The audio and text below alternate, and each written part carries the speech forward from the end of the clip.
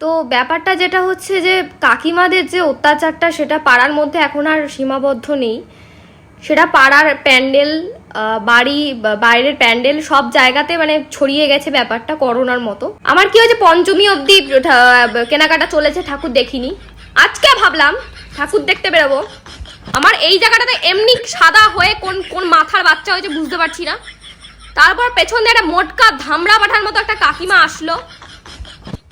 তখন অনেকক্ষণ ধরে দেখছি পেছনে দাঁড়িয়ে এগোচ্ছে না। তোমার মোটকা ধামড়া, তুমি মোটকা ধামড়া, তুমি ওই ভিড়ের মধ্যে গেছো করলে কি করে হবে, কি করে হবে? তোমার তো ওয়েট করতে হবে।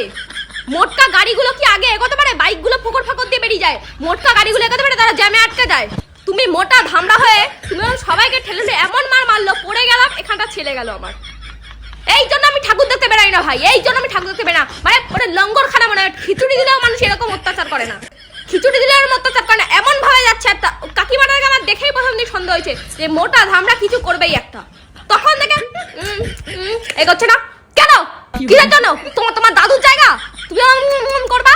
তোমার দাদুর জায়গা তুমি মেরে আমাকে ফেলে দিলে যে, এবার আমি ডাক ফেলে দিয়ে চলে গেছি ভাই। মানুষ তো দেখে যে না পেছনে কে মরলো না পড়লো নাকি, উনি ফেলে, মানে উনি যদি পারতো পাড়া দিয়েই আমাকে চলে যেত। তুমি মোটা ধামড়া হবা, তুমি তাই বলে দেখবা না? তুমি দেখবে বাচ্চা কে আছে, ছোটখাটো যারা আছে তাদের তুমি দেখতে পাও না? মানে এমন তাড়া লেগেছে ওনার, মানে ওনার বর মনে হয় অন্য কাউকে নিয়ে পালিয়ে গেছে, ওনার এই জন্য এমন তাড়া লেগেছে। অনেকক্ষণ দেখবে মুখটা এরম করে রেখেছে। তোমার এত তাড়া কিসের?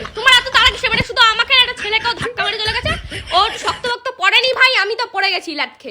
তোমার অতই সে, তাহলে তুমি 500 টাকা 1000 টাকা দিয়ে পেছন দিয়ে ঢোকো, তুমি টাকা দিয়ে ঢোকো। এই মালগুলোর জন্য আমি রাস্তায় বেরোতে চাই না। তার উপর আরো কিছু মানুষজন আছে যারা রাস্তা পার হওয়ার সময় এদিক ওদিক কোনো দিক দেখে না। তারা ভাবে হয়তো দেখবো তাহলেই গাড়িটা আমাকে সে মেরে দেবে, তার দিয়ে ভাই দেখবোই না, লেটা চুকে যাবে। ঠিক আছে, কিছু হলে তো আবার গাড়ি আলার দোষ। এরকম করে গাড়িটা করতে করতে রাস্তা পার হয়ে যাবে। তোমার বাবার রাস্তা তুমি দেখবা না কে গাড়ি আসছে না কি আসছে, তুমি দেখবা না? তুমি করতে করতে তুমি ফোনে কথা বলতে বলতে তুমি রাস্তা পার হবা।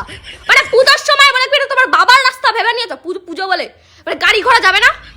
বাবার দাদুর বংশধরের রাস্তা কোনো